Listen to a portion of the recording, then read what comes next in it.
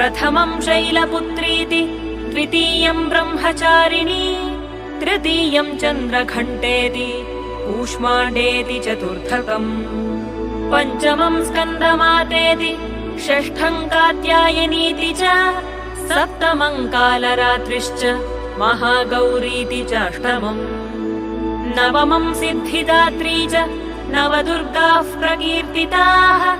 उक्तान्येतानि नामानि ब्रह्मणैव महात्मना।